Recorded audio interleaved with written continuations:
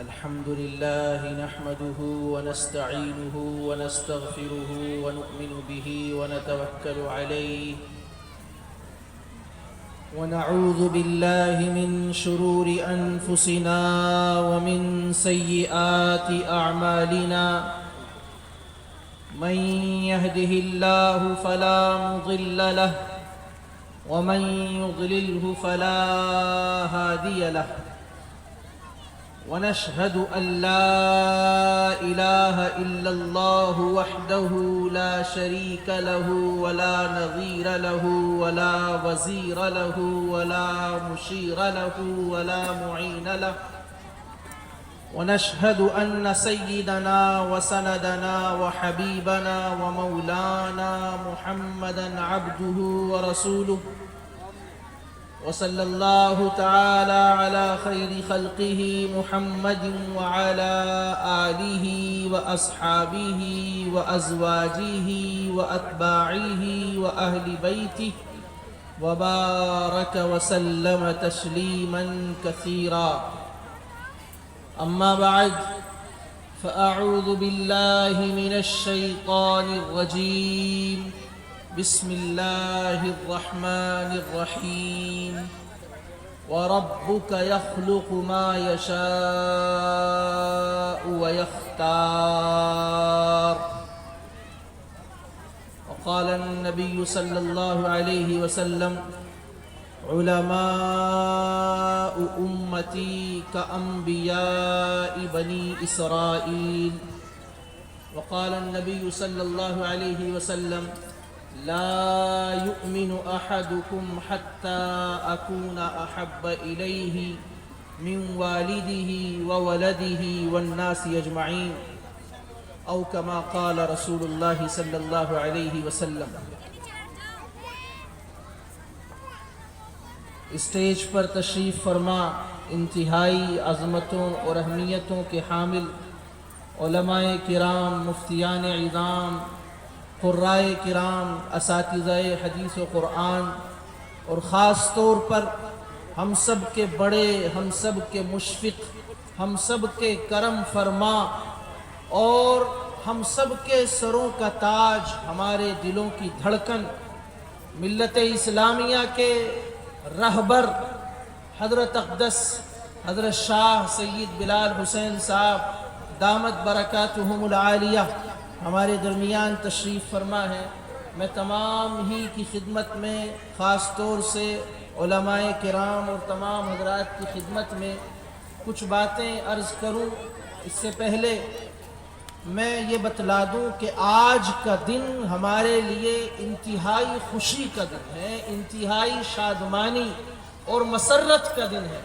آج کا دن انتہائی رحمتوں کا دن ہے، برکتوں کا دن ہے. آج کا دن ایسا ہے کہ یہ جگہ مبارک، یہ وقت مبارک، یہ مکان مبارک، یہ زمان مبارک، آپ لوگ مبارک، آپ کی آنکھیں مبارک. آپ آج ایسے منظر دیکھ رہے ہیں اور ایسے چہرے دیکھ رہے ہیں کہ جن کے بارے میں عرب کے بڑے مشہور علماء نے کہا: من رآ عالما تقیا وجبت لہ الجنہ، کہ جس نے اپنی زندگی کے کسی حصے میں ایک دفعہ بھی کسی متقی پرہیزگار عالم کا دیدار کر لیا، وجبت لہ الجنہ، اس کے لیے جنت کے فیصلے کر دیے جاتے ہیں، اس کے حق میں جنت واجب ہو جاتی ہے. آج آپ کے یہاں اس علاقے میں تمام ہی علماء تشریف فرما ہے، لیکن ہم سب کے بڑے، ہم سب کے سروں کا تاج، ہماری آنکھوں کا نور، آنکھوں کی ٹھنڈک، ہمارے دلوں کی دھڑکن، اور کہنا چاہیے کہ اس وقت اسلام کی روح حضرت سراج الملت حضرت اقدس مولانا شاہ سید بلال حسین صاحب دامت برکاتہم العالیہ تشریف فرما ہے، جن کا دیکھنا عبادت ہے، جن کی زیارت کرنا عبادت ہے، جن کی باتیں سننا عبادت ہے، جن سے محبت کرنا عبادت کا ثواب رکھتا ہے. ہاں میں اپنی بات نہیں کرتا، میں کون ہوتا ہوں، میری حیثیت کیا ہے، میں تو بڑوں کا غلام ہوں، بڑوں کی پیروں کی دھول ہوں، ان کی باتیں آپ کو سنا رہا ہوں۔ حضرت مولانا روم رحمت اللہ علیہ جو بڑے عالم ہیں، بڑے صوفی بزرگ ہیں، جن کا مقام علم باطن میں اتنا اونچا ہے کہ وہ علم ظاہر کے دریا کو عبور کر چکے ہیں، علم ظاہر کے دریا کو پار کر چکے ہیں، اور اب وہ علم باطن کی معراج کو پہنچ چکے ہیں۔ وہ مقام ہے کہ اللہ تعالیٰ نے ان کے ہاتھ میں ایسی تاثیر پیدا کر دی ہے، ان کی زبان میں ایسی تاثیر پیدا کر دی ہے، جو بات زبان سے نکال دیں اللہ اس کو پورا کر دیتے ہیں۔ ان کے ہاتھوں کو اللہ نے ایسا بنا دیا، اگر ہاتھ اٹھا دیں تو اللہ ان کے ہاتھوں کو خالی نہ لوٹائے۔ اتنا اونچا مقام ہے، اتنا اونچا ارے بھائی آپ میری طرف متوجہ رہیں، مولانا روم کا ذکر کر رہا ہوں۔ اتنا اونچا مقام آپ دیکھیں کہ علم ظاہر، وہ فلسفے والے، وہ کلام والے، وہ متکلمین اور وہ اعتراضات و جوابات میں گھرے رہنے والے اور وہ قیل و قال کے دریاؤں میں غوطے لگانے والے، ان کو مخاطب کر کے مولانا روم کی آپ اندازہ کریں، اس بات سے ان کی شان کو پہچانیں۔ مولانا روم کہتے ہیں مغزہا ماز قرآن مغزہا انداختیم استخا پیشے سگا انداختیم، کہتے ہیں کہ قرآن میں جو لوگ قیل و قال کرتے ہیں، علم ظاہر کے اعتبار سے قرآن کو دیکھتے ہیں، قرآن کے ظاہری مفاہیم اور مطالب میں الجھتے ہیں، ان کی حیثیت کتوں کی ہے۔ ہم نے قرآن سے مغز لے لیا ہے اور ہڈیاں ان کے سامنے ڈال دی ہے، وہ اس کو چھچوڑتے پھر رہے ہیں۔ اتنا اونچا مقام ہے، وہ اس طریقے سے مخاطب کرنے والا مولانا روم کے سوا بھلا کون ہو سکتا ہے؟ اس مولانا روم کی بات بتاتا ہوں۔ کہتے ہیں یک زمانہ صحبت با اولیاء بہتر از 100 سال طاعت بیریا۔ فرمایا ایک لمحہ، چند منٹیں، چند لمحات کسی اللہ والے کی، اللہ کے کسی خدا ترس بندے کی صحبت میں گزار دینا، کسی اللہ والے کی محبت میں، عقیدت میں، اس کا چہرہ دیکھنے کے لیے اور کوئی مقصد نہیں ہے، کوئی مسئلہ معلوم نہیں کرنے آئے ہیں، صرف چہرہ دیکھنے آئے ہیں، صرف دیدار کرنے آئے ہیں، صرف چہرے کو تکنے آئے ہیں۔ فرمایا کہ اگر تھوڑی سی دیر اس نیت سے بھی کسی عالم کو، کسی اللہ والے کو محبت سے چند لمحات گزار دیے جائیں ان کی صحبت میں، تو فرمایا بہتر از 100 سال طاعت بیریا، کہ یہ 100 سال کی عبادت سے بھی بہتر ہے۔ کیا فرمایا؟ بولو بھائی، 100 سال کی عبادت سے بھی بہتر ہے۔ اور عبادت بھی میری اور آپ کی عبادت نہیں کہ نماز کی نیت باندھی ہے، حساب دکان کا چل رہا ہے، خیالات نے ذہن پر ڈیرا ڈال لیا ہے اور دل خیالات میں ڈوبا ہوا ہے۔ امام نے غلطی سے 5 پڑھا دی تو پتہ نہیں چلا، 3 پہ سلام پھیر دیا تو پتہ نہیں چلا، سجدے 4 ہو گئے 1 رکعت میں تو پتہ نہیں چلا، 1 ہی ہوا تو بھی پتہ نہیں چلا، پوری مسجد میں کسی کو ہوا بھی نہیں۔ کیوں؟ ہم کھڑے مسجد میں ہیں، صرف جسم مسجد میں ہے، ذہن کہیں اور ہے، دل کہیں اور ہے، خیالات کہیں اور سیر کر رہے ہیں۔ ایسی عبادت نہیں۔ فرمایا کہ ایک لمحہ کسی اللہ والے کی صحبت میں گزار دینا 100 سال کی عبادت سے بہتر ہے، جس میں ریاکاری کوئی نہ ہو، ایسی عبادت جس میں دکھلاوا کوئی نہ ہو، جس میں جھول کوئی نہ ہو، جس میں کجی کوئی نہ ہو، جس میں ٹیڑھ کوئی نہ ہو، جس میں نقص کوئی نہ ہو، ایسی عبادت 100 سال کی جائے۔ اس سے بڑھ کر یہ ہے کہ کسی اللہ والے کی صحبت میں چند لمحات محبت و عقیدت سے گزار دیے جائیں۔ سمجھ میں نہیں آیا؟ بات تو سمجھ میں آ گئی لیکن ہضم نہیں ہو رہی ہے۔ ہضم اس لیے نہیں ہوتی، ذہن کہتا ہے کہ 100 سال کی عمر انسان پائے تو کتنی نمازیں ہوں گی، کتنے صدقات ہوں گے، کتنے خیرات ہوں گے، کتنی زکوٰۃ دے گا، کتنے بیماروں کی مداد پرسی کرے گا اور کتنوں کے جنازے میں شریک ہوگا، کتنی نیکیوں کے مواقع ہیں۔ بھلا 100 سال کی عبادت سے بہتر یہ چند منٹیں کیسے ہو سکتی ہیں؟ ارے سنو اور کان کھول کے اور دماغ کو حاضر رکھ کے سنو، یہ بات کہنے والا کون ہے؟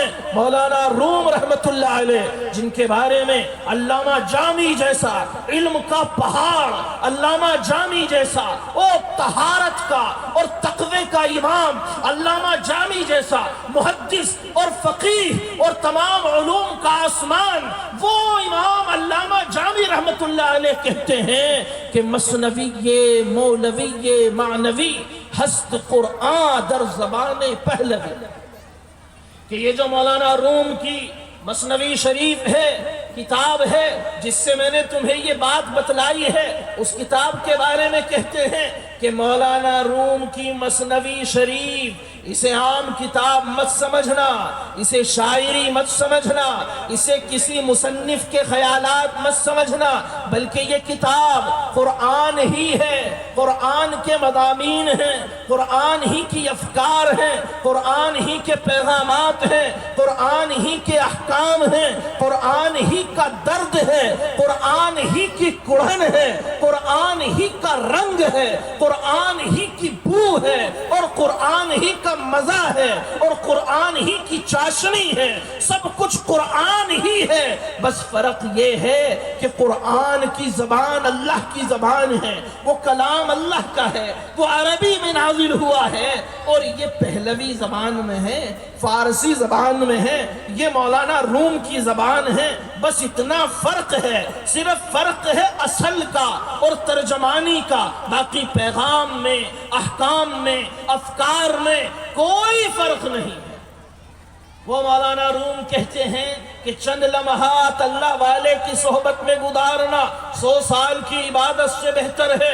مظفر نگر کے مولویوں کو سمجھ میں نہیں آیا، شاملی کے مولویوں کو سمجھ میں نہیں آیا، پریشان ہو گئے کہ یہ کیسی بات لکھ دی گئی ہے، 100 سال میں کتنی عبادتیں ہوں گی، بھلا چند لمحات اللہ والے کی صحبت میں گزارنا بہتر کیسے ہو سکتا ہے؟ لہذا انہوں نے حضرت تھانوی رحمت اللہ علیہ کو خط لکھا اور کہا کہ حضرت آپ کی خدمت میں حاضری کی اجازت چاہتے ہیں، مولانا روم کی مثنوی کے ایک شعر پر بات کرنی ہے۔ حضرت والا نے اجازت دی، یہ حضرات پہنچے اور پہنچ کر حکیم الامت مجدد ملت حضرت شاہ اشرف علی تھانوی نور اللہ مرقدہ کی بارگاہ میں عرض کیا کہ حضرت یہ کیسا شعر ہے کہ ایک لمحہ اللہ والوں کی صحبت میں گزارنا 100 سال کی بغیر ریاکاری والی اوریجنل عبادت سے بہتر ہے، کیسے ہو سکتا ہے؟ سمجھ میں نہیں آتا۔ حضرت نے کہا کہ تمہیں سمجھانے سے پہلے میں اس کے دوسرے مصرے میں ذرا ترمیم کے ساتھ پڑھ دوں، پھر سمجھاؤں گا۔ ارے توجہ ہے بھائی، سن رہے ہو؟ ہاتھ اٹھا کے بتاؤ۔ ماشاءاللہ سب جاگ رہے ہیں، بیدار ہے، آنکھیں بھی اور دماغ بھی اور دل بھی۔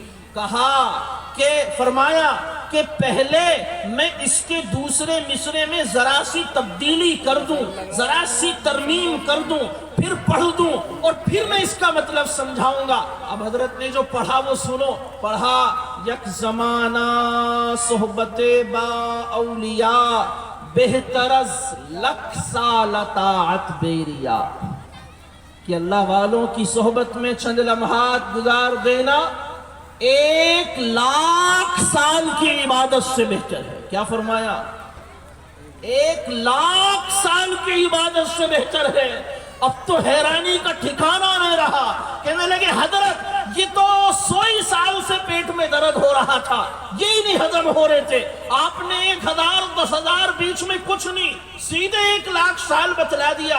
حضرت نے کہا ہاں عبادتیں کرنے کے بعد خاتمہ خیر پر ہو جائے، موت ایمان کی ہو جائے، انجام خیر کا ہو جائے، اس کا کوئی یقین نہیں ہے، لیکن اللہ والوں کی صحبت کی برکت یہ ہے کہ انشاءاللہ ایمان کی موت آتی ہے، کلمے کی موت آتی ہے، اور انجام جو ہے وہ آخر جو ہے وہ بہتر ہوتا ہے۔ لہذا آپ نے دیکھا ہوگا، سنا ہوگا، بنی اسرائیل میں ایک بزرگ تھا بلعم باعور، بڑا اللہ والا ہے، مستجاب الدعوات ہے جی، سینکڑوں سال اللہ کی عبادت کی، کبھی نافرمانی نہیں کی، اور اللہ کے یہاں مقام یہ ہے کہ زبان سے جو نکال دے اللہ اس کو پورا کر دیتے ہیں۔ لیکن جانتے ہو موت کیسی آئی؟ کفر کی موت آئی۔ کیسی موت آئی؟ کفر کی موت آئی۔ عزازیل تکبر، عزازیل راخار کرد، وہ عزازیل ابلیس شیطان مقام یہ ہے کہ معلم الملکوت ہے، ملائکہ کا استاد ہے۔ ملائکہ میں گریڈ یہ ہے کہ اس کو تمام فرشتوں میں علاوہ 4 کے تمام فرشتوں میں ممتاز مقام عطا کیا گیا ہے، ممتاز حیثیت عطا کی گئی ہے، اس کو فرشتوں کا ٹیچر بنایا گیا ہے، فرشتوں کا استاد بنایا گیا ہے، فرشتوں کا معلم بنایا گیا ہے تو وہ ناری مخلوق جسے اللہ نے آگ سے پیدا کیا ہے۔ کان من الجن ففسقا، وہ جن تھا لیکن ملائکہ فرشتوں کی جماعت میں اس کو شریک کر دیا گیا۔ نہ صرف یہ کہ شریک کیا بلکہ ان سے اونچا مقام دیا، ان کا استاد بنایا، ان کا رہبر بنایا، ان کا ٹیچر بنایا، ان کو علم سکھانے والا بنایا، اتنا اونچا مقام دیا ہے۔ لیکن جانتے ہو انجام کیا ہوا؟ عبادت اتنی کی ہے کہ لکھا علماء کرام نے، مفسرین نے لکھا ہے کہ شیطان نے ایسی عبادت اللہ کی کہ اس روئے زمین پر خشکی اور تری کا کوئی حصہ ایسا نہیں ہے کہ جہاں اس نے اللہ کو سجدہ نہ کیا ہو، اللہ کا ذکر نہ کیا ہو، اللہ کو یاد نہ کیا ہو، اللہ کی عبادت نہ کی ہو۔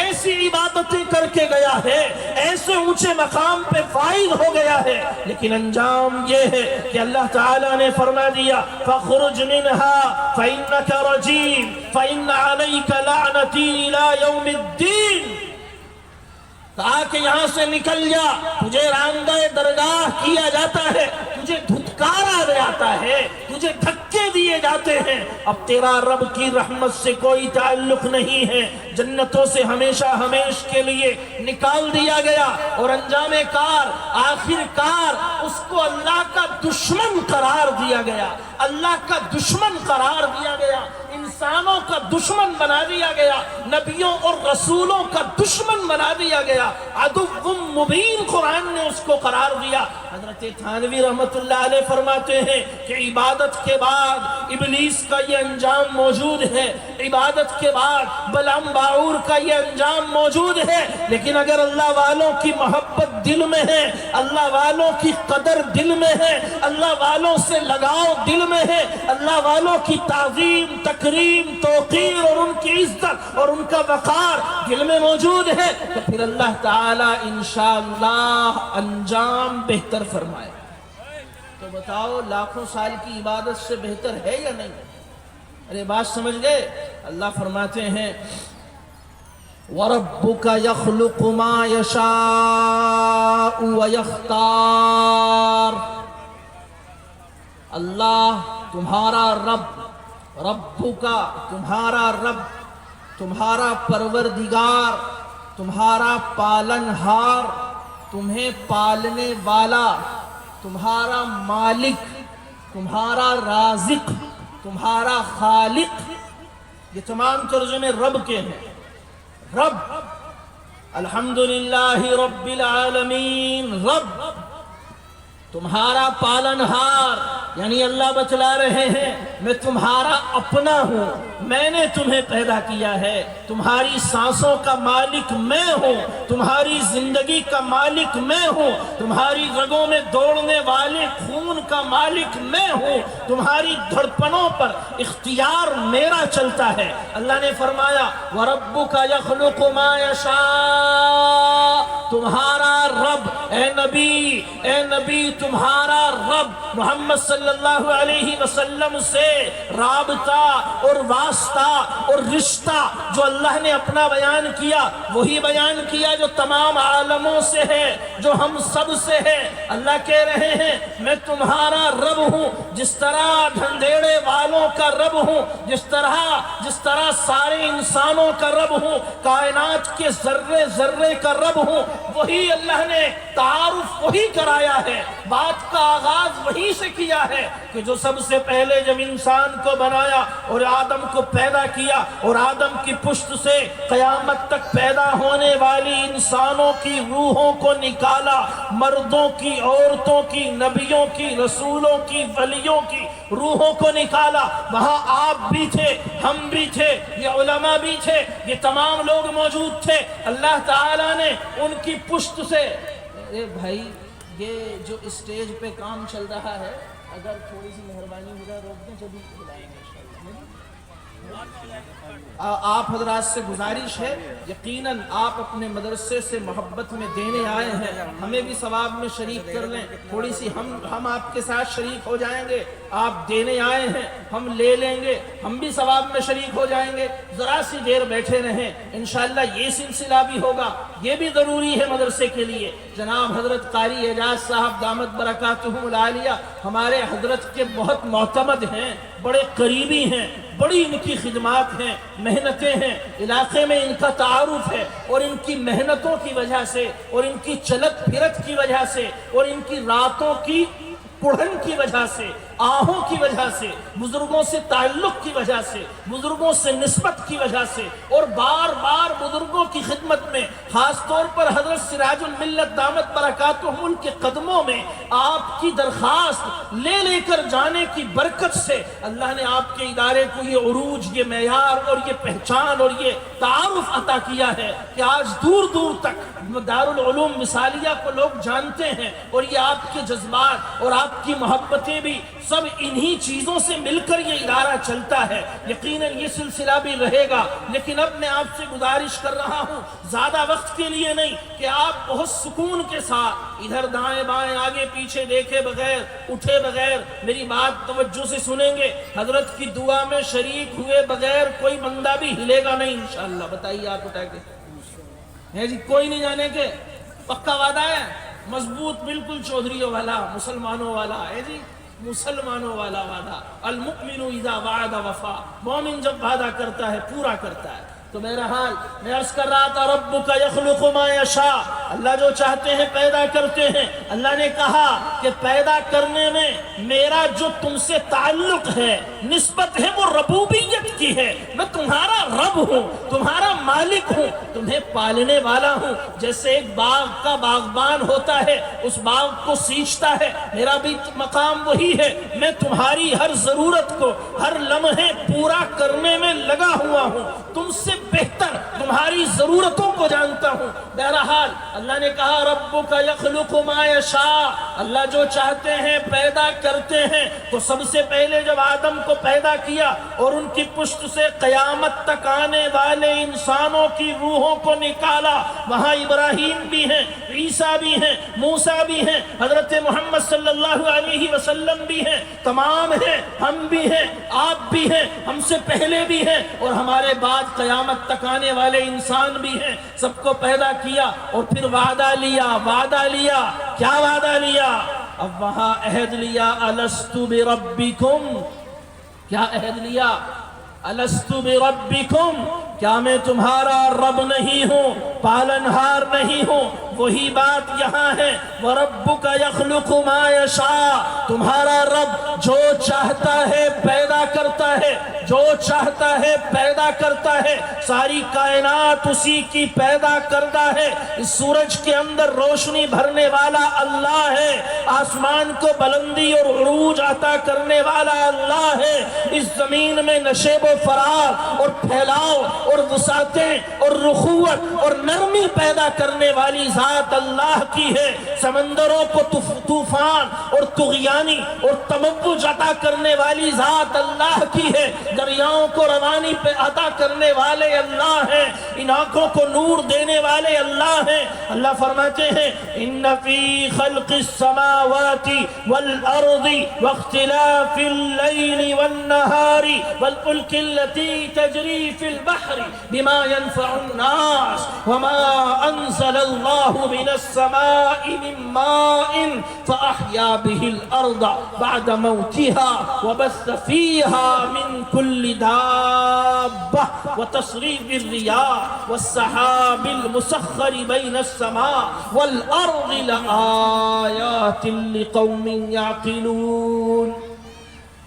اللہ کہتے ہیں ان فی خلق السماوات والارض، آسمانوں کو بنانے میں، زمینوں کو پھیلانے میں، پہاڑوں کو قائم کرنے میں، اور ان ستاروں کے جال کو بچھانے میں، اور ان ہواؤں کے آنے اور جانے میں، اور ان طوفانوں کے برپا ہونے میں، اور ان سمندروں کی لہروں میں، تموج میں، طوفانوں میں، طغیانی میں، دریاؤں کی روانی میں، اور ان پر کشتیوں کے دوڑنے میں، اور تمہاری زندگیوں میں دن اور رات کے اس نظام میں کہ کبھی دن آیا اور کبھی رات چھا گئی، کبھی سردی ہے کبھی گرمی ہے، موسموں کے اس آواگمن میں اللہ فرماتے ہیں کائنات کے ایک ایک ذرے میں، کائنات کے ایک ایک ذرے میں اللہ تعالیٰ کی قدرت کی، اس کی کبریائی کی نشانیاں ہیں، لآیات، نشانیاں ہیں، لقوم یعقلون، ان لوگوں کے لیے جو عقل رکھنے والے ہیں۔ کن کے لیے؟ جو عقل رکھنے والے ہیں، عقل رکھنے والے ہیں۔ عقل ہے تو بات سمجھ میں آتی ہے، عقل ہے تو بات باریک سے باریک سمجھی جا سکتی ہے، اور عقل نہیں ہے تو موٹی سی بات بھی پلے نہیں پڑتی۔ عقل نہیں ہے، ارے عقل والوں کے لیے مشکل کام بھی آسان ہوتا ہے، اور جن میں عقل نہیں ان کے لیے آسان بھی مشکل ہو جاتا ہے۔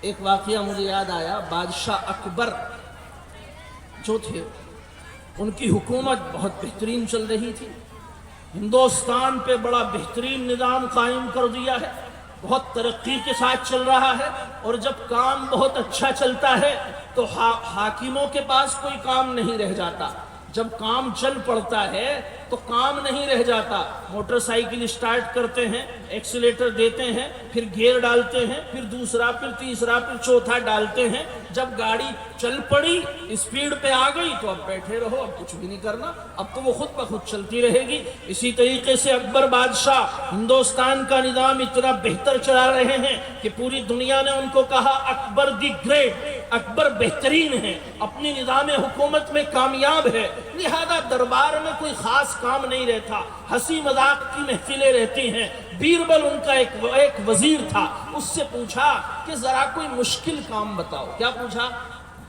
کوئی مشکل کام بتاؤ جو مشکل ہو، آسانی سے نہ ہوتا ہو۔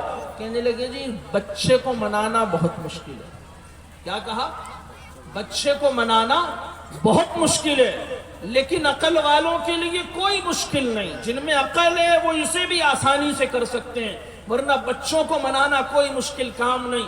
اکبر نے کہا تو بیوقوف ہے، پاگل ہے، تجھے ہم تیری عقل مندی کی، دانش مندی کی اتنی موٹی تنخواہ دیتے ہیں، کیا تو بلا وجہ لے رہا ہے؟ ارے بھائی بچے کو منانا کون سی بڑی بات ہے؟ جی بچے کو تو ایک غبارہ دے دو اسی سے خوش ہو جاتا ہے، ایک چمنی اچھال دو اسی سے خوش ہو جاتا ہے، کیا مشکل ہے؟ ہم بادشاہ ہیں، ہمارے لیے کون سا مشکل کام ہے بچے کو منانا؟ کہنے لگے جی بادشاہ سلامت، اگر عقل ہے تو بچہ مان جائے گا، عقل نہیں ہے تو مشکل کام ہے۔ کہنے لگے ٹھیک ہے کوئی بچہ لاؤ۔ کہنے لگے جی بچہ کیا لاتے، بس میں ہی بچہ بن جاتا ہوں، لہذا خالی بیٹھے رہتے تھے، دربار میں کچھ اور کام تو ہوتا ہی نہیں تھا، بس یہی ٹھیک۔ بیربل گھٹلیوں چلنے لگے، دربار کے بیچ میں سارے درباری منظر دیکھ رہے ہیں، بیربل گھٹلیوں چل رہے ہیں، بچوں کی طرح کر رہے ہیں، ساری حرکتیں بچوں کی طرح، بولنا بچوں کی طرح، گردن ہلانا بچوں کی طرح، کھیلنا بچوں کی طرح۔ اکبر بادشاہ کو بھی تھوڑی دیر میں بیربل بچہ ہی نظر آنے لگا۔ جب بچہ نظر آنے لگا تو اکبر بادشاہ سے بیربل نے رونا شروع کر دیا۔ رونے لگے، خوب رونے لگے، زور زور سے رونے لگے۔ بادشاہ نے چپ کرنے کی کوشش کی، منایا، اس بڈھے کو بچہ بنا کے گود میں بٹھایا، چپ کر رہے ہیں، بیٹا چپ ہو جا، میرے لال چپ ہو جا، کیا لے گا، کیا چاہیے؟ روتے ہی وہ چپ ہی نہیں ہوتا، اور زور زور سے روتا ہے۔ کہنے لگے بھائی کیا چاہیے؟ آخر جو تو مانگے گا دے دیا جائے گا، اور زور زور سے رونے لگا۔ بادشاہ پریشان ہو گئے، بیٹا کیا چاہیے میرے لال، کیا چاہیے؟ اس نے ٹانگوں پر ہاتھ مارتے ہوئے کہا کہ مجھے تو ہاتھی چاہیے، مجھے تو ہاتھی چاہیے۔ اکبر بادشاہ نے کہا کون سی مشکل بات ہے، ابھی ہاتھی منگا دیتے ہیں۔ لہذا مہاوت کو کہا جو ہاتھیوں کا نگہبان تھا، اس سے کہا کہ لاؤ ذرا ہاتھی دربار کے اندر، بیربل کو ہاتھی کی سیر کراؤ۔ لہذا ہاتھی آ گیا، ہاتھی دربار میں پہنچا، بیربل نے رونا شروع کر دیا، چیخنا شروع کر دیا، چلانا شروع کر دیا۔ بادشاہ نے پوچھا بیٹا اب کیا چاہیے؟ کہ اب میں اس ہاتھی کی سیر کروں گا۔ ٹھیک ہے جی، ہاتھی پہ بٹھا دیا گیا، دربار کے چکر کٹا دیے گئے، آیا خوشی خوشی، تھوڑی دیر کھیلا، پھر رونے لگا۔ اب بادشاہ پریشان ہو گیا کہ اب کیا چاہیے؟ کہ جی مجھے تو کلیا چاہیے۔ کیا چاہیے؟ کلیا، کلیا چاہیے، کلیا، چھوٹی سی ہنڈیا چاہیے۔ کہ اچھا، کمہار کو بلایا، اس سے کہا ایک چھوٹی سی ہنڈیا لا دو۔ لہذا کلیا لا کے دے دی گئی، تھوڑی دیر اس کلیا سے کھیلا، پھر رونے لگا کہ مجھے تو ہاتھی چاہیے۔ پھر ہاتھی منگا دیا گیا، ہاتھی سے کھیلا، کلیا سے کھیلا، پھر رونے لگا۔ بادشاہ نے پوچھا بیٹا اب کیا ہوا؟ روتا چلا جا رہا ہے، اور روتا ہے، اور روتا ہے۔ بادشاہ نے پوچھا بیٹا ماجرا کیا ہے، اتنا کیوں روتا ہے؟ کہنے لگا جی کبھی کلیا میں اس ہاتھی کو بٹھاؤ، کلیا میں اس ہاتھی کو بٹھاؤ۔ اب اکبر کہنے لگا بھی یہ بڑا مشکل کام ہے۔ کہنے لگے بیربل نے پوچھا بادشاہ ہار گئے؟ کہ جی ہاں ہار گیا، بچوں کی ضد پوری نہیں کی جا سکتی، مجھے سمجھ میں آ گیا، لیکن تو نے کہا اگر عقل ہو تو پوری ہو جائے گی۔ کہ جی ہاں عقل ہو تو پوری ہو جائے گی۔ کہ ٹھیک ہے، اب کہ میں بچہ بنتا ہوں تو یہاں بیٹھ۔ بیربل کو اوپر بٹھایا، بادشاہ خود بچے بن گئے، اور اب وہ پھر صحن میں چکر لگا رہے ہیں، بچے بن کر گھٹنیوں چل رہے ہیں، اور تھوڑی دیر بعد رونے لگے۔ بیربل نے پوچھا بیٹا کیوں روتے ہو؟ تو اپنے گھر کی تو عقل تھی نہیں۔ حضرت تھانوی رحمۃ اللہ علیہ نے لکھا ہے اپنے گھر کی تو عقل تھی نہیں، لہذا وہی رٹی رٹائی بات کہ جی ہاتھی چاہیے۔ بیربل نے کہا کمہار کو بلایا، کہا کہ جسے چھوٹا سا ہاتھی لا دو۔ ہاتھی آ گیا، ہاتھی سے کچھ دیر کھیلے، بادشاہ سلامت، پھر رونے لگے۔ اب تھوڑی دیر کے بعد رونے لگے تو بیربل نے پھر پوچھا بیٹا اب کیا چاہیے؟ کہ جی مجھے تو کلیا چاہیے۔ کمہار کو بلایا، کلیا منگا دی، ہاتھی سے کھیلے، کلیا سے کھیلے، تھوڑی دیر کے بعد پھر رونے لگے۔ بیربل نے پوچھا جی اب کیوں روتے ہو؟ چپ ہو جا، اب کیوں روتا ہے؟ کہنے لگے میں تو روتا رہوں گا۔ کہ کیوں، اب کیا ضد ہے؟ کہ اس ہاتھی کو اس کلیا میں بٹھاؤ۔ بیربل نے لیا ہاتھی اور بٹھا دیا بڑی آسانی سے۔ بادشاہ نے کہا واہ واہ واہ، واقعی عقل ہو تو سارے کام آسان ہو جاتے ہیں، عقل ہو تو سارے کام آسان ہو جاتے ہیں۔ دو بھائی تھے، بچپن میں یتیم ہو گئے، باپ کا بھی انتقال ہو گیا، ماں کا بھی انتقال ہو گیا۔ جب انتقال ہو گیا تو اپنے آپ بیچارے کھانے کمانے لگے، اپنے آپ روٹی بنانا، پکانا، کھانا، برتن دھونا، سارے کام خود ہی کرتے تھے، گزرتی رہی۔ اب انہوں نے دیکھا کہ ہمارے ساتھ کے جتنے تھے سب بال بچوں دار ہو گئے۔ چھوٹے والے نے بڑے والے سے کہا بھیا سب کا بیاہ ہو گیا، سب کے گھر میں بہو آ گئی، ہمارے گھر میں تو آتی نہیں۔ کہنے لگے بھائی آوے گی، بات تو ٹھیک کہہ رہا، لیکن تجھے کیا فائدہ ہوگا بہو کے آنے سے؟ کہ جی میرا چولہا چھٹ جائے گا اور تو کچھ نہیں۔ کہ ٹھیک ہے یہ آسان کام ہے، شادی کر لی، بہو آ گئی، بہو گھر کے اندر رہنے لگی اور کام چلتا رہا۔ سال 6 مہینے میں بہو نے پھر گھر جانے کی ضد کی، اسے گھر پہنچا دیا، اب وہ آتی نہیں۔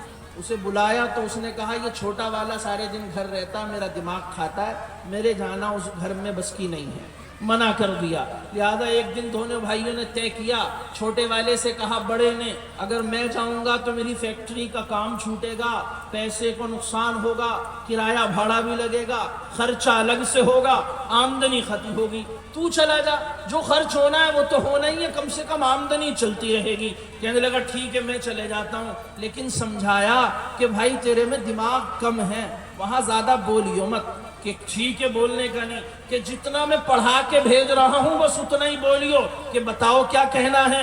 کہ جو بھی ملے اسے سلام کرنا، ایک بات کہ ٹھیک ہے سب کو سلام کروں گا، اور وہاں جب جائے گا تو عورتیں آ جائیں گی، یہ عورتیں خالی بہت رہتی ہیں، کسی کے گھر پہ کوئی آئے تو ساری اس کے گھر پہ اکٹھی ہو جاتی ہیں، کون آیا ہے، کیوں آیا ہے، کیا بات ہے، لہذا وہ عورتیں آ جائیں گی، ان سے زیادہ بات مت کرنا، کوئی پوچھے تو صرف اتنا کہنا کہ بھابھی کو لینے آیا ہوں، کیا کہنا، بھابھی کو، بھاوج کو لینے آیا ہوں، اس سے آگے کی کوئی بات مت کرنا، کھا قسم کہ اس سے آگے نہیں بولے گا۔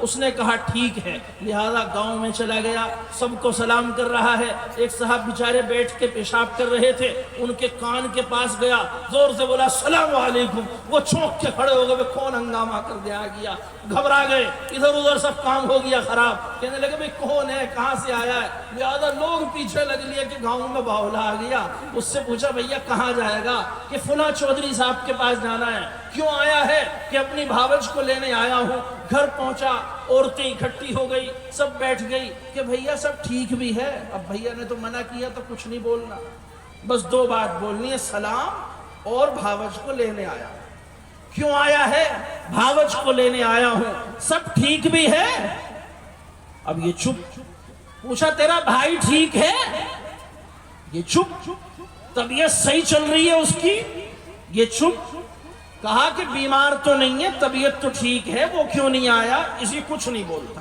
بھائی سے وعدہ کر کے آیا ہے، پکا مسلمان ہے، کچھ نہیں بولے گا، وعدہ خلافی نہیں کرے گا، لہذا بالکل چپ، ہونٹ سی لیے، کچھ نہیں بولتا ہے، وہ کہنے لگی عورتیں، آپس میں بات کرنے لگی، ارے کہیں ایسا تو نہیں اس کا بھائی مرمرا گیا ہو، اب وہ عورتوں کے سوالوں سے پریشان ہو کے رونے بھی لگا، ایک عورت نے کہا اس کا بھائی مر گیا دکھے، بس اس نے کہا تھا، عورتیں تو بی بی سی لندن سے بھی فاسٹ ہوتی ہیں، بہت تیزی سے سب میں سو چرچا ہو گئی کہ اس کا بھائی مر گیا، اس سے پوچھا بھیا تیرا بھائی مر گیا، یہ اور زور سے رونے لگا کہ یہ تو بھیا کو مرا ہوا بتا رہی ہے، اس نے کہا بھائی مر گیا، وہ بھائی کا وعدہ یاد ہے بولنا نہیں ہے، لہذا اور روتا ہے، انہوں نے کہا اے لڑکی بیوہ ہو گئی، اس کی بیچاری سے کہہ دیا کہ جا تو بیوہ ہو گئی، عدت میں بیٹھ جا، اسے عدت میں بٹھا دیا، تیسرے دن چاول بھی کھلوا دیے، بریانی بھی ہے جی، یہ سب ناجائز کام ہے، تیجا 10واں 11واں 13واں یہ سب ناجائز ہے، لیکن انہوں نے تیجا بھی کھلوا دیا، 10واں بھی کھلوا دیا، 11ویں شریف بھی، 13ویں شریف بھی، خوب بریانی کھائی، اب جب مہمان سب چلے گئے، اب پھر کہنے لگا کہ جی بھاوج کو بھیج دو، کہ اب کاہے کو بھیج دیں، کہ جی میں لینے آیا، ارے بھائی اب کیا کرے گا، تیرا بھائی تو رہا نہیں ہے، تو بیوہ ہو گئی، کہ ہیں میری بھابھی بیوہ ہو گئی، کہ ہاں بھیا یہ تو بیوہ ہو گئی، اب اس کا کیا کرے گا لے جا کے، کہنے لگے ٹھیک ہے، لہذا چلا گیا، جا کر گھر پہ پہنچ گیا، بھائی نے پوچھا بھئی بہت دنوں میں آیا ہے، کیا بات ہے، کہاں رہ گیا تھا، کہ جی وہاں تو دعوتیں بہت ہو رہی تھی، روز بریانی، ہر تیسرے دن قورمہ، کہ اچھا دعوت کھا کے آیا، خاطرداری اچھی کی سسرال میں، کہ ہاں بہت بڑھیا، کہ تیری بھابھی نہیں آئی، کہ نہ انہوں نے منع کر دیا، کیوں نہیں آئی، کہ انہوں نے یوں کہہ دیا کہ بھائی تیری بھاوج بیوہ ہو گئی، کہ اچھا، بھائی پریشان ہو گیا، ارے بے وقوف میں زندہ بیٹھا ہوں، تیرا بھائی زندہ ہے، بے ہوتے ہوئے تیری بھابھی بیوہ کیسے ہو سکتی ہے، شوہر کی موجودگی میں بیوی بیوہ کیسے ہو سکتی ہے، تجھے عقل نہیں ہے، وہ ڈانٹنے لگا، اسے غصہ آنے لگا، وہ ڈانٹتا رہا، اس کا غصہ بڑھتا رہا، پھر اس نے ایک دم سے بھائی کو خاموش کیا، کہنے لگے چپ ہو جاؤ، بے عقلی کی باتیں تم کرتے ہو، ارے تم زندہ تھے، تمہارے زندہ ہوتے ہوئے کیا ہماری امی بیوانی ہو گئی تھی، تمہارے زندہ ہوتے ہوئے کیا ہماری تائی بیوانی ہو گئی تھی، تمہارے زندہ ہوتے ہوئے محلے کی اتنی عورتیں بیوہ ہو گئی، تم زندہ ہو، ساری دنیا میں عورتیں بیوہ بیٹھی، جہاں اتنی بیوہ ہو رہی تیرے زندہ ہوتے ہوئے ایک آدھ اور صحیح، تو یہ بے عقلی کی بات ہے، بے عقلی کی دلیل ہے، قرآن نے کیا کہا کہ آسمانوں میں، زمینوں میں، دریاؤں میں، صحراؤں میں، فضاؤں میں، خلاؤں میں، طوفانوں میں، تریوں میں، خشکیوں میں، دریاؤں میں،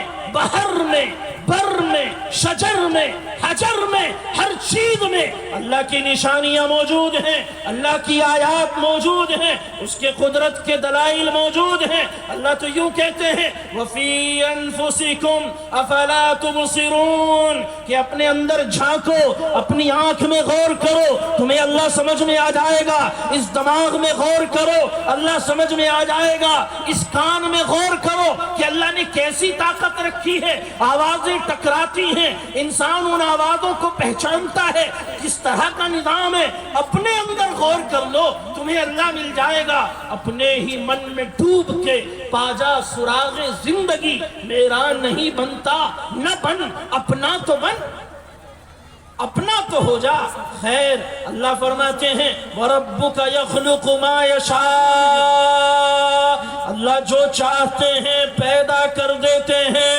مَا شَاءَ اللَّهُ كَانَ وَمَا لَمْ يَشَاء لَمْ يَكُنْ اس کی مشیت چاہیے ہر کام کے ہونے میں۔ جو وہ چاہتا ہے وہ ہوتا ہے، جو وہ نہیں چاہتا ہے وہ نہیں ہوتا ہے۔ اگر اللہ نے کسی کی عزت کے فیصلے کیے ہیں، ساری دنیا مل کر اسے ذلیل نہیں کر سکتی۔ اللہ نے کسی کے عروج کے فیصلے کیے ہیں، پوری دنیا کی طاقتیں مل کر اسے دبا نہیں سکتی، اسے پست نہیں کر سکتی۔ وَتُعِزُّ مَن تَشَاءُ وَتُذِلُّ مَن تَشَاءُ جو چاہتے ہیں اللہ وہی ہوتا ہے۔ عزتیں اللہ کے ہاتھ میں ہیں، ذلتیں اللہ کے ہاتھ میں ہیں، رزق اللہ کے ہاتھ میں ہے، فقر و فاقہ، تنگ دستی، وسعتیں، فراخی، مالداری، غریبی، یہ سارے کام اللہ کے ہاتھ میں ہیں۔ اللہ جسے چاہے شاہ کر دیں اور چاہے تو شاہوں کو گدھا کر دیں اور گدھاؤں کو گدھا کر دیں، اللہ کے لیے کوئی مشکل نہیں۔ وہ تو تمام کائنات کا خالق ہے، با اختیار مالک ہے۔ اللہ کہتے ہیں وَيَخْتَارُ اللہ جو چاہتے ہیں پیدا کرتے ہیں اور پھر اختیار فرماتے ہیں۔ ایسا اختیار مَا كَانَ لَهُمُ الْخِيَرَةُ اِذَا قَضَى اللَّهُ أَمْرًا جب اللہ تعالیٰ کسی چیز کا فیصلہ فرما لیتے ہیں تو کسی مرد یا کسی عورت کا کوئی اختیار نہیں چلتا۔ اب کسی بادشاہ کی نہیں چلے گی، کسی طاقت کی نہیں چلے گی۔ حضرت انس بن مالک رضی اللہ تعالی عنہ کو نبی کریم علیہ السلام بلاتے ہیں۔ انس نبی کے خادم ہیں، بچپن سے نبی کی خدمت میں رہے ہیں، بڑے قریبی ہیں، سفر میں، حضر میں، گھر میں اللہ کے رسول صلی اللہ علیہ وسلم کے ساتھ رہنے والے ہیں۔ آپ علیہ السلام نے انس کو بلا کر ایک سبق پڑھایا، کہا یا بنی، اے میرے پیارے بیٹے، اے میرے لاڈلے، اے میرے لال، تجھے دنیا کی ایک حقیقت سمجھاؤں۔ حضرت انس بن مالک رضی اللہ تعالی عنہ نے عرض کیا بی ابی و امی یا رسول اللہ اخبرنی ما تقول، اے نبی صلی اللہ علیہ وسلم، میری ماں، میرے باپ آپ پہ قربان ہوں، جو آپ سکھانا چاہتے ہیں سکھلا دیجئے، اسی لیے تو آپ کی جوتیوں میں پڑا ہوں۔ نبی کریم علیہ السلام نے بتلایا کہ انس، ساری دنیا کی طاقتیں تجھے نقصان پہنچانے میں لگ جائیں، اللہ تیرا نقصان نہ چاہے تو پوری دنیا مل کر تجھے نقصان نہیں پہنچا سکتی۔ یہی سبق آج ہمیں سیکھنے کی ضرورت ہے کہ دنیا میں ہمارے لیے جو فیصلہ اللہ نے کر رکھا ہے وہی ہونا ہے۔ حکومتوں کے آنے اور جانے سے، حکومتوں کے آنے اور جانے سے، نظام کے بدلنے سے کوئی فرق نہیں پڑنے والا۔ یہ نظام بدلنے والا بھی وہی ہے، اس نظام کو چلانے والا بھی وہی ہے، گدیوں سے اتارنے والا اور گدیوں پہ بٹھانے والا بھی وہی ہے۔ اگر ہماری قسمت میں پریشانیاں ہیں، ساری دنیا مل کر راحتیں نہیں دے سکتی، اور اگر ہماری زندگی میں راحت اور سکون کے فیصلے اللہ نے کیے ہیں تو پوری دنیا مل کر ہمیں ادنا سی پریشانی نہیں دے سکتی۔ پھر دوسرا مطلب سنیں آیت کا، یہ عاشقانہ مطلب ہے اور یہی میری تقریر کا حاصل ہے۔ فرمایا وَرَبُّكَ يَخْلُقُ مَا يَشَاءُ اللہ جو چاہتے ہیں پیدا کرتے ہیں، وَيَخْتَارُ پھر اس میں سے کچھ چن لیتے ہیں۔ اللہ نے جنتوں کو پیدا کیا، جنتیں اللہ نے بنائی ہیں، لیکن ان جنتوں میں اللہ نے اپنے لیے چن لیا، منتخب کر لیا، اپنا مقرب بنا لیا جنت الفردوس کو۔ کس کو؟ جو مقام جنت الفردوس کا ہے وہ دوسری جنتوں کا نہیں ہے۔ آسمان سارے اللہ نے بنائے ہیں۔ وَالسَّمَاءَ بَنَيْنَاهَا بِأَيْدٍ وَإِنَّا لَمُوسِعُونَ، اللہ کہتے ہیں آسمانوں کو پھیلانے والے ہم ہیں، ہم نے بنایا ہے۔ سبع سماوات طباقا ما ترى في خلق الرحمن من تفاوت فارجع البصر هل ترى من فطور، اللہ کہتے ہیں کہ دیکھو یہ سارے آسمان ہم نے بنائے ہیں، ان میں کوئی تھم نہیں ہے، کوئی پلر نہیں ہے، کوئی بیم نہیں ہے، کوئی سپورٹ نہیں ہے، یہ آسمان تہ بتہ قائم ہے، یہ اتنے کشادہ ہیں، ایسے بڑے ہیں۔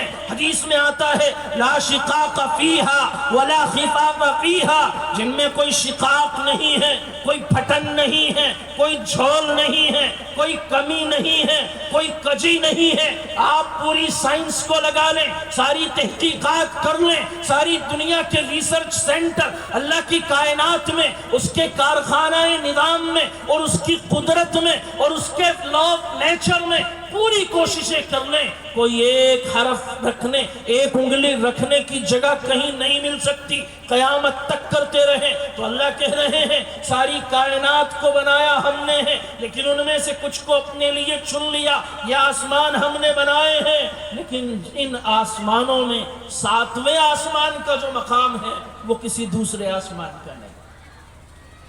اللہ نے ساری زمین کو بنایا، وَالْأَرْضَ فَرَشْنَاهَا فَنِعْمَ الْمَاهِدُونَ، زمین کو بچھانے والے اللہ ہیں، ساری زمین اس نے بچھائی ہے، لیکن اس زمین پر جو مقام ان مسجدوں کی جگہ کا ہے وہ کسی دوسری جگہ کا نہیں۔ جہاں مدرسے قائم ہیں، ان مدرسوں کی جگہ کا جو مقام ہے وہ گاؤں کے کسی دوسرے حصے کا نہیں، اور پوری دنیا میں جو مقام مکہ المکرمہ کا ہے، مدینہ المنورہ کا ہے، جو مقام مسجد اقصی کا ہے، اس خطے کے علاوہ پوری دنیا کی کسی خطے کا وہ مقام نہیں، اور جو مقام مکہ المکرمہ میں مسجد حرام کا ہے وہ مکہ المکرمہ کی دوسری زمین کا مقام نہیں، اور بیت اللہ کا جو مقام مسجد حرام میں ہے، مسجد حرام میں جو مقام ابراہیم کا ہے وہ دوسرے حصے کا نہیں، اور پھر بیت اللہ کا جو مقام ہے وہ سب سے بلند ہے،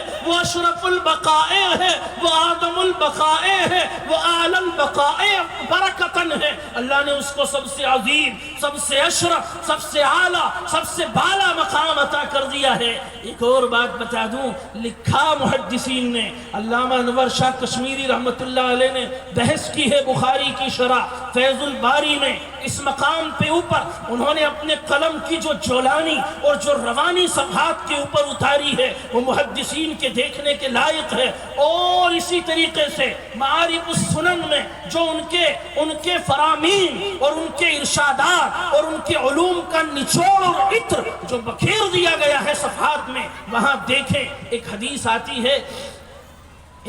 آتی ہے کتاب الطہارت کے اندر، حدیث ہے نہى النبی صلی اللہ علیہ وسلم، اللہ کے رسول صلی اللہ علیہ وسلم نے منع فرمایا ان یبول مستقبل القبلۃ او مستدبرہا، اللہ کے رسول صلی اللہ علیہ وسلم نے اس بات سے منع فرمایا کہ کوئی قبلے کی طرف منہ کر کے یا قبلے کی طرف پیٹھ کر کے استنجا کرے، کوئی کمرے میں کپڑے بدلتے ہوئے برہنہ ہو، کپڑے اتار رہا ہو تو قبلے کی طرف نہ منہ ہو نہ قبلے کی طرف پشت ہو، یہ کعبے کی بے ادبی ہے، یہ بیان فرمایا۔ پھر آگے حضرت عبداللہ ابن عمر کی ایک حدیث آتی ہے، اس حدیث پہ محدثین کی بڑی بحث ہے، میں اس میں آپ کو لے جانا نہیں چاہتا۔ ایک موقع پر رسول اللہ صلی اللہ علیہ وسلم کو عبداللہ ابن عمر رضی اللہ تعالیٰ عنہ نے دیکھا کہ آپ اپنی چھت پر پیشاب کر رہے ہیں، اور پیشاب کرتے ہوئے آپ کا رخ دیکھنے میں ایسا معلوم ہو رہا ہے جیسے قبلے کی طرف آپ کا رخ ہے اور آپ کی پیٹھ بیت المقدس کی طرف ہے۔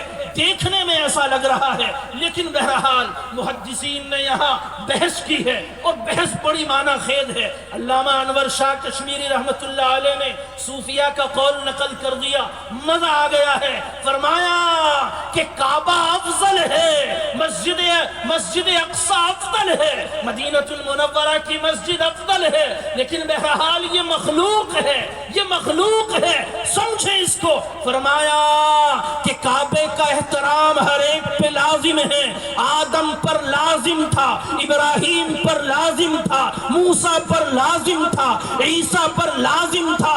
دنیا میں جتنے انسان، جتنے جنات اور جتنے ملائکہ ہیں، اللہ نے جن کو سمجھ دی ہے ان تمام پہ لازم ہے کہ وہ کعبے کا احترام کریں، کعبے کی بے احترامی نہ کریں، کعبے کی طرف رخ کر کے برہنہ نہ ہو، کعبے کی طرف پیٹھ پکڑ کے بغیر عذر کے نہ بیٹھیں۔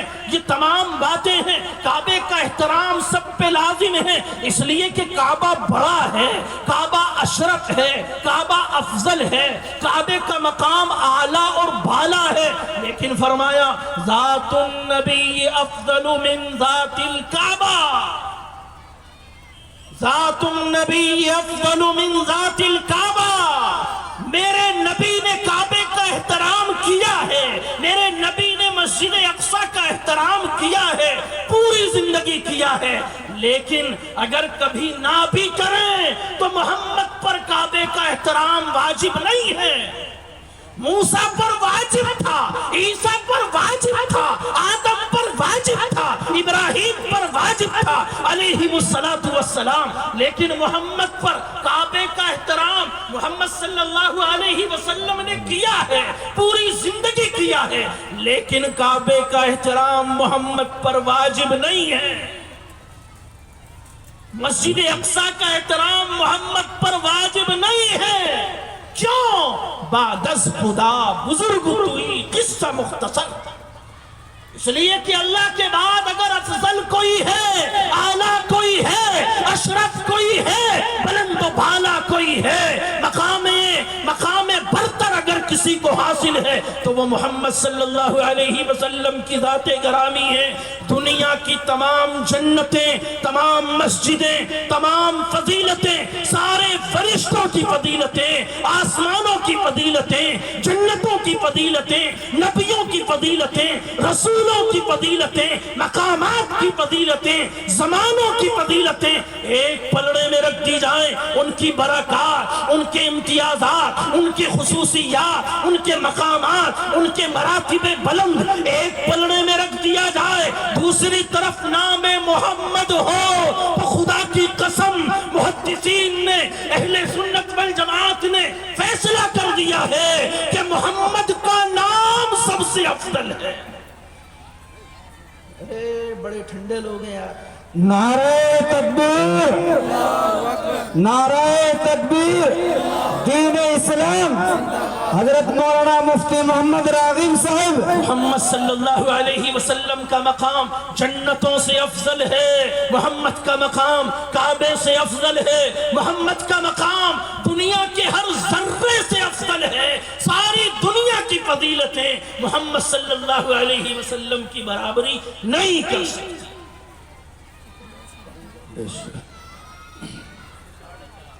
ماشاءاللہ بہت خوب۔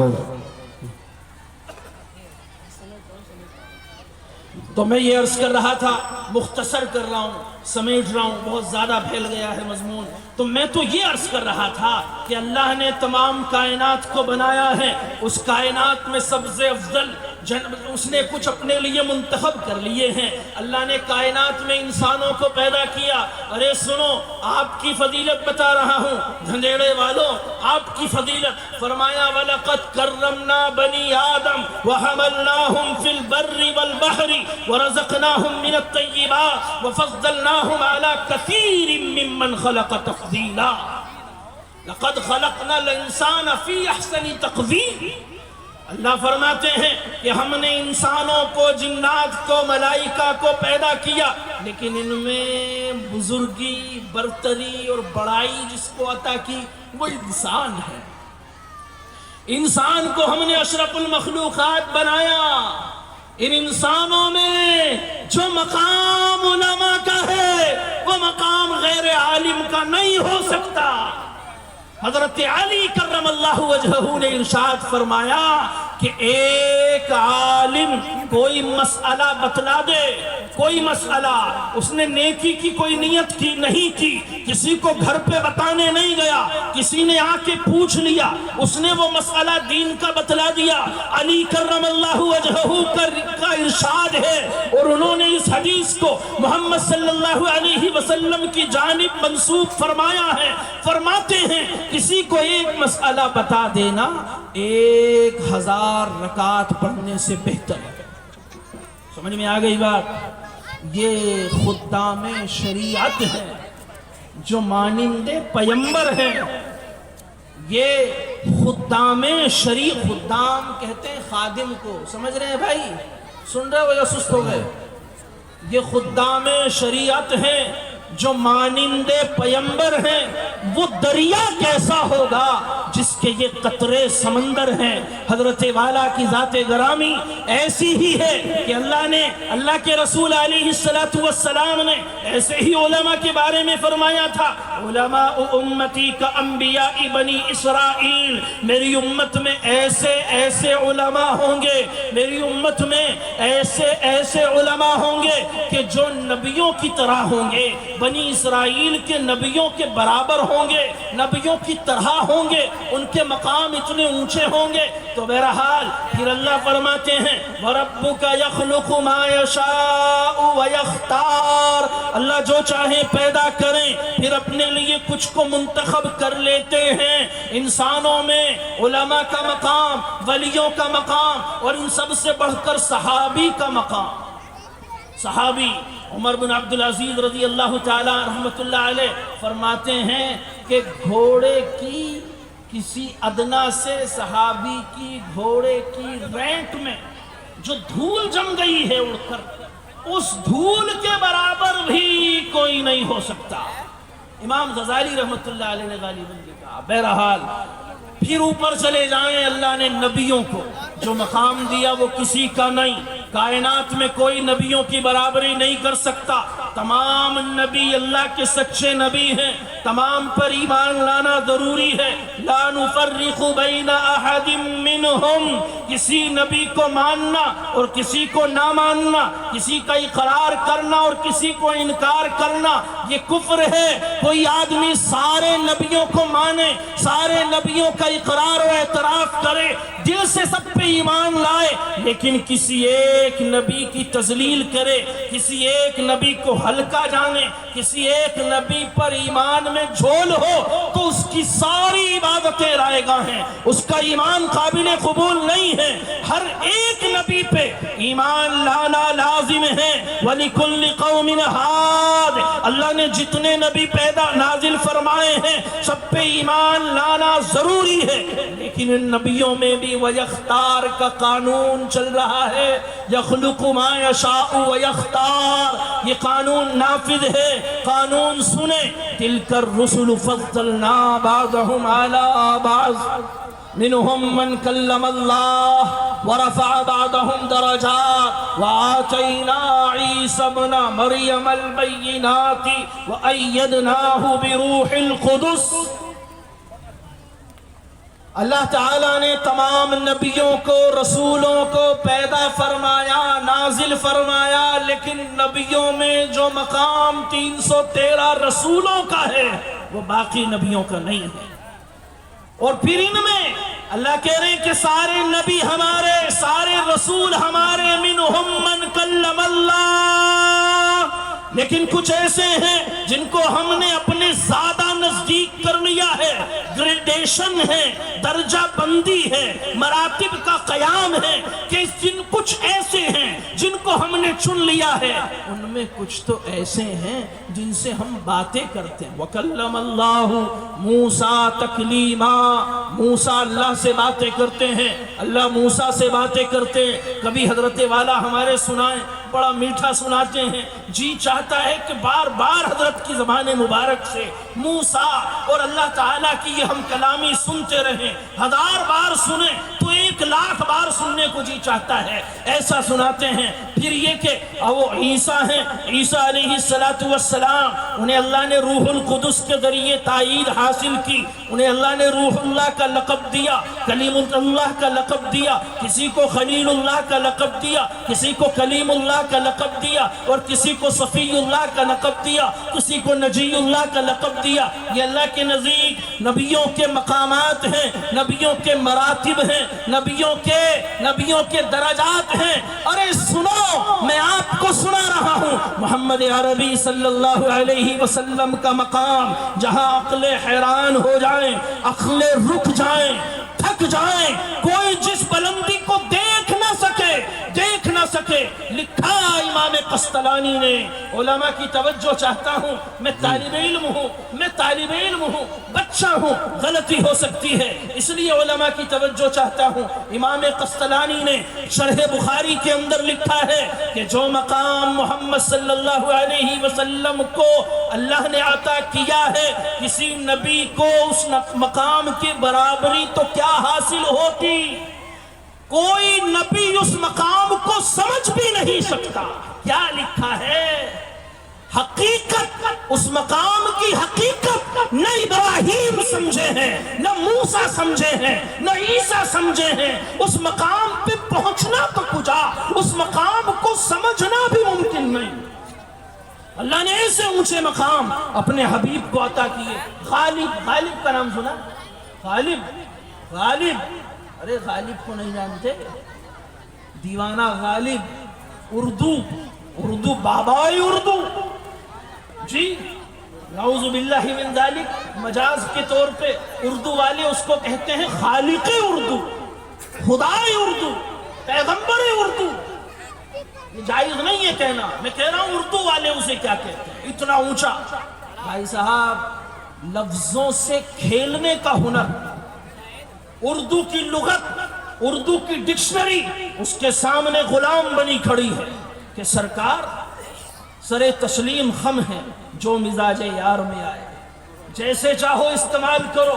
غالب جو بول دے وہ اردو، جو لکھ دے وہ اردو کا اعلیٰ معیار۔ غالب جو اردو کا امام ہے، وہ جب نبی کریم صلی اللہ علیہ وسلم کی نعت لکھنے چلا، وقت ہوتا تو تمہیں پوری نعت سنا تھا۔ فارسی کی نعت لکھی ہے غالب نے، اور لکھتے لکھتے بے چین ہو گیا، تڑپ گیا، کہنے لگا غالب ثنائے خواجہ، غالب ثنائے خواجہ بیزداں گداشتے، کاں ذات پاک مرتبہ دانے محمد است۔ کہ غالب یہ کیا حماقت کرنے چلا ہے، اللہ کے رسول کی شان لکھے گا، اللہ کے رسول کا مقام لکھے گا، اللہ کے رسول کے مراتب لکھے گا۔ ممکن نہیں شاعر کے لیے کاغذ پہ سمندر لے آنا، یہ ممکن نہیں ہے، یہ تجھ سے نہیں ہو سکتا۔ غالب زبان تیری غلام سہی، غالب اردو کی لغت تیری باندی اور کنیز سہی، لیکن محمد کی شانیں لکھنا ممکن نہیں ہے۔ غالب ثنائے خواجہ، اے غالب اللہ کے نبی کی نعت کی ذمہ داری تو اللہ ہی کی ہے، بس وہی ادا کر سکتا ہے۔ بیزداں گداشتے، لہذا ہم یہ کام اللہ ہی پر چھوڑتے ہیں۔ کاں ذات پاک مرتبہ دانے محمد است، اس لیے کہ اللہ کے سوا کوئی محمد کے مقام کو پہچاننے والا ہے ہی نہیں۔ جب پہچانتا نہیں ہے تو جو بھی بیان کرے گا وہم سے بیان کرے گا۔ وہ مقام اللہ نے عطا کیا، مقام دیکھیں اور سمجھیں۔ موسیٰ علیہ السلام، آج کل یہ گریڈ چل رہا ہے، اس لیے بتا دیتا ہوں کہ ٹاپ 10 یہ بکواس ہے۔ نبی کریم صلی اللہ علیہ وسلم نے یہ اصطلاح قائم کی، عشرہ مبشرہ، صحابہ کرام میں ٹاپ 10، جی ایسے ہی نبیوں اور رسولوں میں ٹاپ 5 قرآن کریم نے بیان کیے۔ قرآن کریم نے بتلایا کہ 5 نبی اور رسول جو سب سے بڑھ کر ہیں، ان کا مقام تمام نبیوں اور رسولوں میں ذرا ممتاز ہے، وہ نوح ہیں، حضرت ابراہیم ہیں، حضرت موسیٰ ہیں، حضرت عیسیٰ ہیں اور حضرت محمد الرسول اللہ صلی اللہ علیہ وسلم ہیں۔ یہ 5 سب سے بلند ہیں۔ اب آپ کو بتاتا ہوں، علامہ اقبال رحمت اللہ علیہ ایک موقع پر بڑے عشق میں ڈوب کر کہتا ہے، موسیٰ زہوش رفت بیک جلوے صفات تو عین ذات می نگری و تبسمی۔ موسیٰ ایسے جلیل القدر نبی ہیں، ایسے جلیل القدر رسول ہیں کہ اللہ نے ہم کلامی کا شرف، اللہ نے ہم کلامی کا شرف جو عطا کیا ہے وہ موسیٰ کو عطا کیا۔ ایسے مضبوط دل والے ہیں اور ایسی طاقت والے ہیں کہ قبطی کو تھپڑ مارا تو موت کے گھاٹ اتار دیا۔ حضرت عزرائیل موت کا فرشتہ آ گیا ہے، بخاری شریف میں روایت موجود ہے، ایک تماچا لگایا ہے تو وہ واقعہ طویل ہے، اس کی وجوہات حضرت والا یا کوئی بھی بتائے، میں تو صرف ایک استدلال کر رہا ہوں کہ ایک تماچا مارا ہے حضرت عزرائیل کے، وہ آنکھ نکل کے ہاتھ میں آ گئی۔ ایسے طاقتور ہیں۔ اقبال کہتے ہیں کہ اللہ سے درخواست کی، اے اللہ میں آپ کو دیکھنا چاہتا ہوں۔